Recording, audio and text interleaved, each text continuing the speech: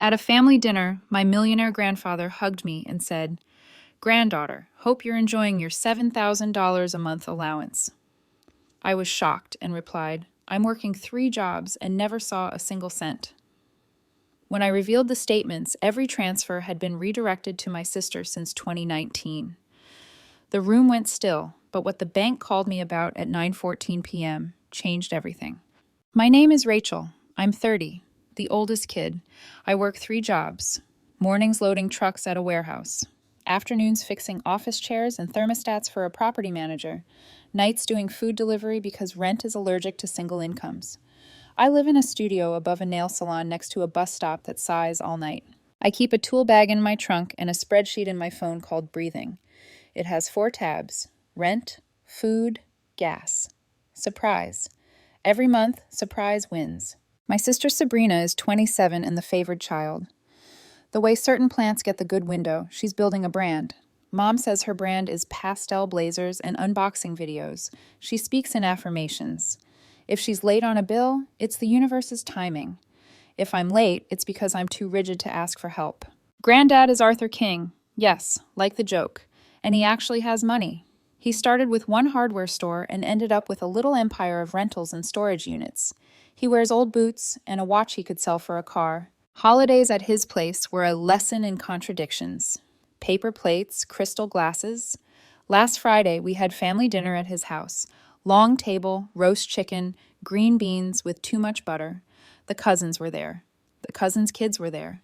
I came straight from the warehouse and had grease under my nails no matter how hard I scrubbed. Granddad hugged me at the door and said, loud enough for the room, "Granddaughter, hope you're enjoying your $7,000 a month allowance." My brain tripped. My what? "Your allowance," he repeated, like we were talking about the weather. "Started it in 2019 for you and Sabrina. $7,000 each monthly to give you a runway." I stood there holding a casserole dish I couldn't afford to make and forgot how hands work. I laughed because my face didn't know what else to do. "I'm working 3 jobs," I said. "I've never seen a single cent." Someone dropped a fork. The clink made my ears ring. Mom turned from the stove, frowning at me like I'd broken the script. "Don't start," she said. "Your grandfather is trying to have a nice evening." Sabrina made a cooing noise and touched Granddad's sleeve. "He knows how Rachel is," she said softly, like a nurse. "She doesn't like taking help." "I love taking help," I said, too fast. "I just never met it." Granddad's eyebrows slowly met in the middle. "What do you mean you never met it?" I pulled out my phone. My banking app history is a graveyard of small amounts. I opened the email from his foundation I'd finally gotten access to last month after I dug through 3 old inboxes. I scrolled to disbursements. I passed the phone to him. Every line item. Monthly support. Recipient. J. King. Every detail. Routing updated per coordinator. Beneath that, a masked account ending in 4 digits I recognized because I've Zelled that number 50 times over the years. Sabrina's. I watched Granddad's face read. He is not a fast reader. He's a thorough one. He looked up at me. "Is this a joke?" "No," I said. "I've been paying for tires with store-brand cereal. If this is a joke, it's very immersive." He put the phone down like it was hot. The table quieted the way a room does when a teacher walks in unexpectedly. Mom reached for the phone and I didn't hand it to her. Sabrina smoothed her hair and said lightly, "I thought we weren't doing money talk tonight." "I thought we weren't doing rerouting," I said. My voice surprised me. It was calm. Granddad stood. "Who changed the routing?" "Arthur, sit down," Mom said. "We're not—" "Sabrina," he said, not loud. But the word landed like a weight. She held her palms up. "Okay, can everyone take a breath? This was a misunderstanding. The coordinator said it was easier if the household had one landing place."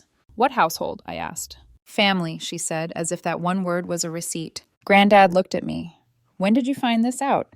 30 seconds ago, I said, then corrected myself because honesty is a stubborn habit. I suspected a month ago. I asked for the statements. Today they came. The room had that frozen, braced feeling right before a storm hits. Little cousin Chloe whispered, "What's allowance?" And her dad shushed her. Someone turned the TV on mute as if pictures of a baseball game would make it all go away. Dinner tried to restart. It didn't. I ate 2 green beans because my body was still pretending to be polite. Every bite tasted like paper. At 9:14 p.m., my phone buzzed with a number that had the bank's area code. I almost let it go because I didn't want more noise. I picked up. "Ms. King," a voice said.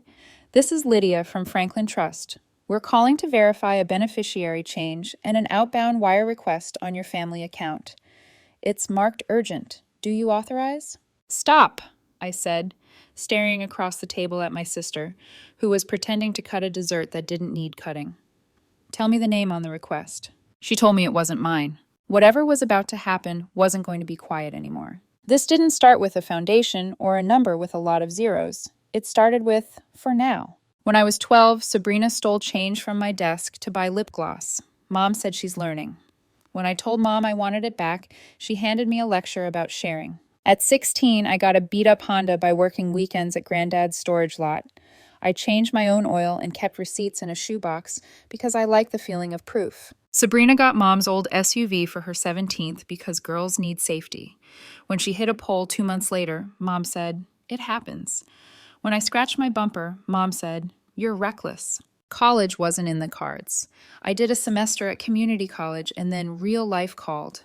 I drove forklifts and learned the weight of a pallet by how my back complained. Sabrina tried 3 majors, then a year off to discover herself. Then content, which is a job and not a job, depending on whether you're related to her. Money in our house was a weather pattern. When Sabrina had a need, clouds parted. When I had one, I was told to carry an umbrella. I remember the night in 2019 when Granddad took us to dinner and said he was starting allowances. A runway, he called it, so you don't break your backs on the first rungs like I did. He looked proud telling us. Mom looked proud listening. Sabrina cried and posted a photo that said gratitude. I went home and updated my breathing spreadsheet with a line I titled, "If This Is Real." I didn't put a number in because it felt like hoping out loud. The first month, I didn't see anything. I told myself there was a delay. The second month, nothing. The third, nothing. I texted Mom, "Hey, did Granddad?" She responded with, "Don't bother him. He's busy. Also, Sabrina is swamped. Can you help her move boxes?" I moved the boxes. The foundation sent quarterly emails about impact reports. I never got them because the coordinator had a different email on file for me, an old college one I hadn't used since the password died. Sabrina told me, "I'll forward the important stuff." Nothing important ever made it to me. Meanwhile, my life was math. Groceries after 9 because the store marks down meat. Oil changes in my friend's driveway. Shoes when the soul said hello. I took a second job because surprise kept winning. Then a third because gas started acting like a subscription service. I was not ashamed. I was tired like a job. Sabrina called me hustle culture like it was a slur. She'd wave a hand and say I could scale if I stopped thinking small. Then she'd ask if I could front the security deposit for her new place because the Airbnb collab fell through. And Mom would say, "Rachel, be generous. Your sister is building something that helps all of us." I helped. I bought Aunt Diane's prescription when her card failed. I Venmo'd Mom for bridge groceries. I Zelled Sabrina just until Friday, like Friday was a person we were all going to meet one day. I told myself this was community. Then I went back to the warehouse and stacked boxes that didn't care about my narrative. The first real clue about the foundation arrived in April when a letter with my name on it came to my address from Franklin Trust, Annual Beneficiary Certification. It said, "Please confirm your contact information for your monthly distribution." My distribution. I called the number. A polite person said, "We show you as active since January 2019. I laughed and said, "Cool, where is it?" She said, "It appears the routing was updated by your family coordinator, Mrs. King." That's Mom. To a household account. My stomach dropped so suddenly I had to sit down. I thanked the stranger and called Mom. "Hey," I said, "we need to talk about something logistical." "I'm at Pilates," she said, as if that were an answer. "You rerouted my allowance," I said. She sighed. Such an ugly word. "Rachel, you didn't need it. You said you were fine. I put it where it could do the most good." "The most good for who?" "For the family. Sabrina was launching. You know, you're stable." "That matters," I said. "It matters that I never agreed. It matters that you never told me." "You and your little contracts," she said. "You've always been so rigid." I hung up before I said something I couldn't reel back from. I called the foundation again and asked them to put my current email on file.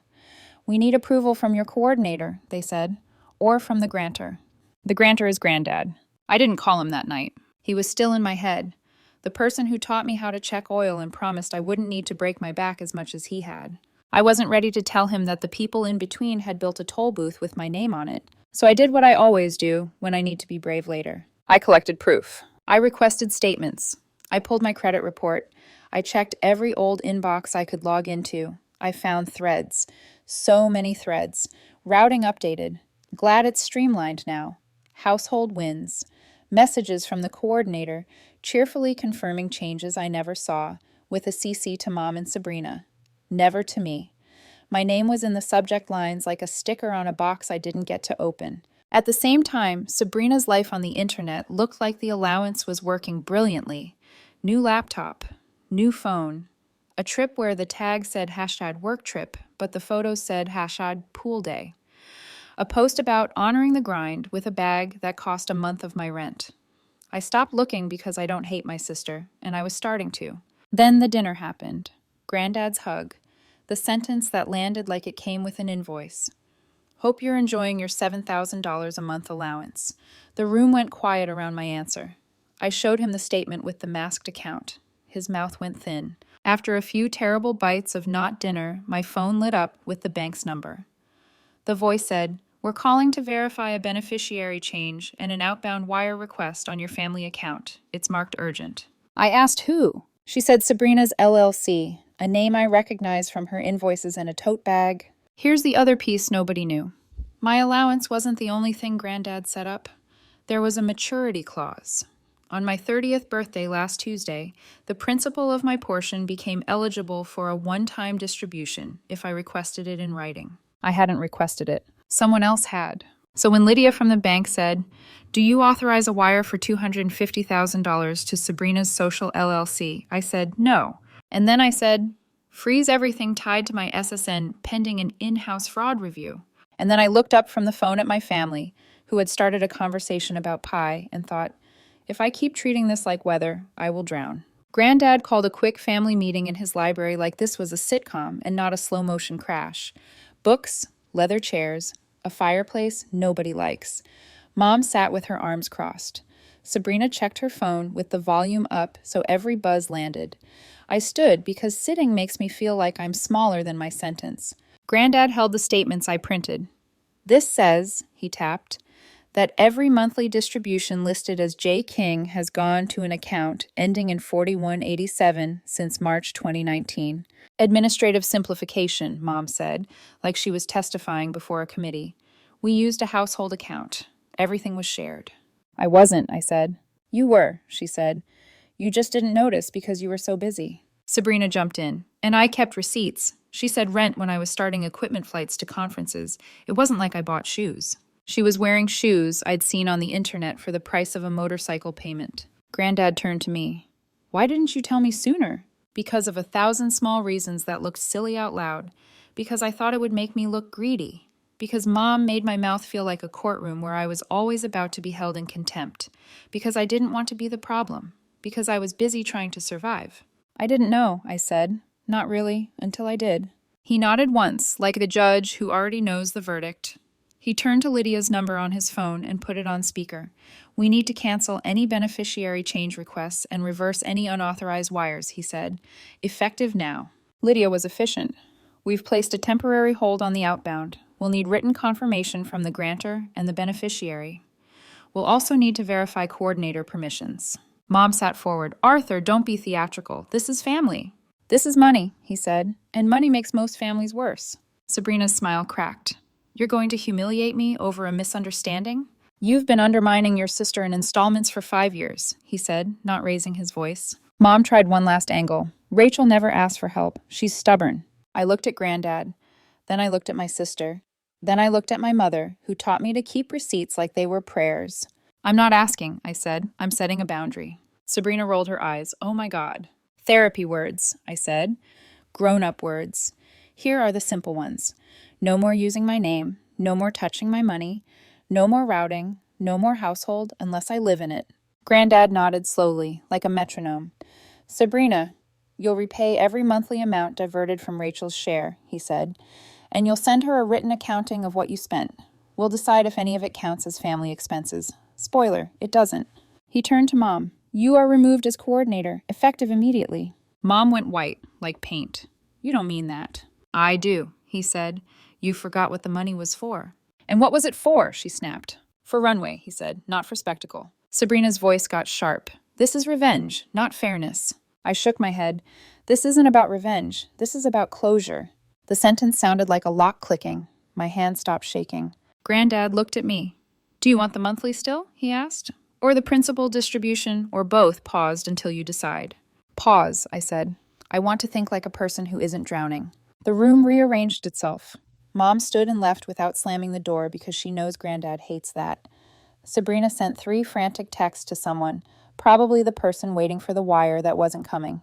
Granddad put his hand on my shoulder, the way he does before he tightens a bolt. We'll make it right, he said. Not pretty, right. Pretty has been our problem, I said. He smiled with half his mouth. There you are. The first 48 hours were loud. My phone was a metronome. Mom, you humiliated your sister in front of your grandfather. Sabrina. You could have come to me first. Mom again.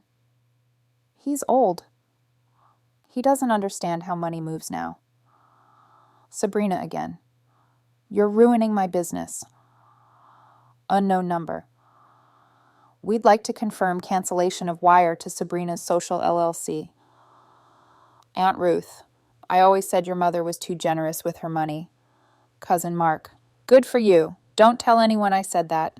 I muted everyone except Granddad, my boss, and the warehouse crew chat where we post pictures of cursed pallets. I took a long shower that did not make the math disappear. I put on the good socks. I went to work. The toilets in Building C were angry. Toilets do not care about legacies. It was a relief. At lunch, I met with a lawyer a friend recommended. Her name was Priya. She spoke in bullet points. I gave her a stack: statements, emails, the bank's call log, the screenshot of Sabrina's LLC, the household account note with my name, as if that made it legal. This is simple and not, she said, flipping pages. Legally, identity misuse, unauthorized transfer, breach of grantor intent. Practically, family. I don't want a court, I said. I want a wall. We can build one, she said. A demand letter to repay diverted funds into your account, a new trust administrator, fraud alerts, and a directive to the foundation. No coordinator except you and the grantor. Also, passwords. Change them everywhere. I did everything she said. New email, new bank, a credit freeze so aggressive it probably locked my high school yearbook. I took my name off Mom's streaming services that I'd somehow ended up paying for since 2020. I canceled an old card that kept getting charged for household Amazon, because sometimes closure is freeing your wallet from a future you didn't sign up for. Granddad hired a forensic accountant, which is a person whose job is to be the word receipt in a suit. He sent us a spreadsheet that would make a saint swear. Every month since March 2019, $7,000 listed under J. King, routed to X4187. Notes: brand expenses, travel, office. Total. I had to sit down. I will not write the number here because the number is a character in this story and I don't want to give it more lines. Sabrina sent me an email with a PDF titled Apportionment. It was 4 pages of justification. We paid Mom's HOA when she was short. We invested in my business, which benefits the family. Rachel never asked. The last line, let's be adults and not make this ugly. I forwarded it to Priya. She wrote back, we're adults. That's why it's in writing. Then she sent Sabrina and Mom a letter with words like misappropriation, restitution, fiduciary duty, and my new favorite, cease. It was not rude. It was a wall with a door labeled pay. I braced for the storm. It came from the usual direction. Mom, you're taking food out of your sister's mouth. Me. She's been feeding from my plate for 5 years. Mom, you're ungrateful. Me. For what? Mom. For the family we gave you. Me. The family I gave you. Read. No reply. Sabrina tried a different tack. Let's talk without lawyers.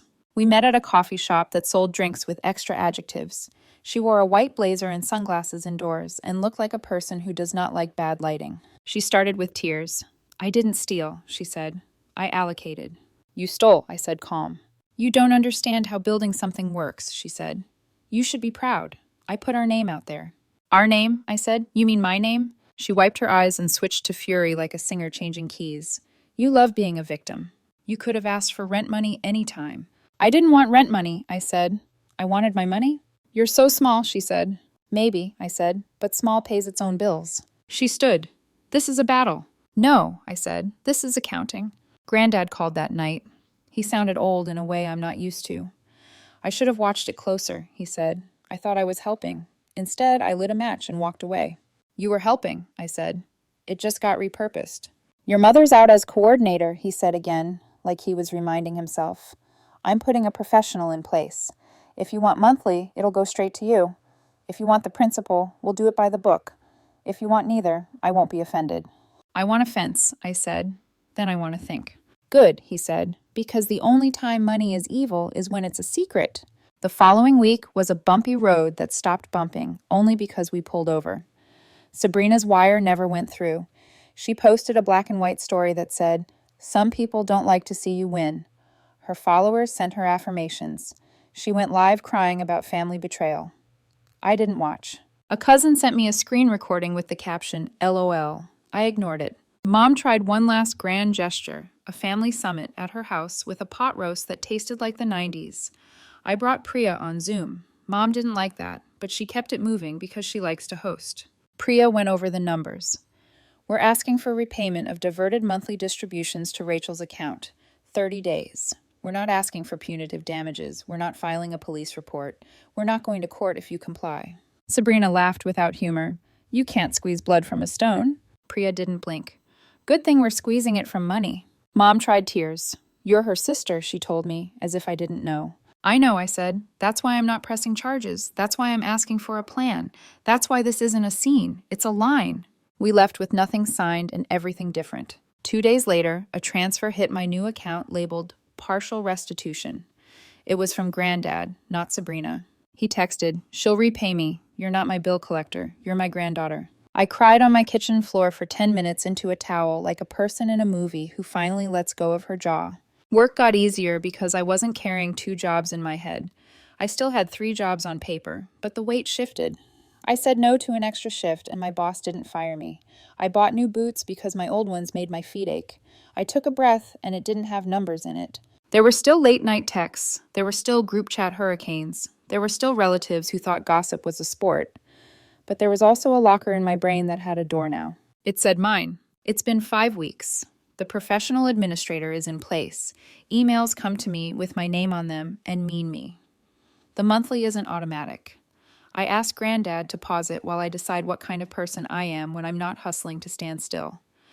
The principal sits where it's supposed to, behind a process, not under my sister's cursor. Sabrina and I exchange necessary texts about Mom and holidays. Sometimes she fires a flare. You made me look bad. I don't look at it.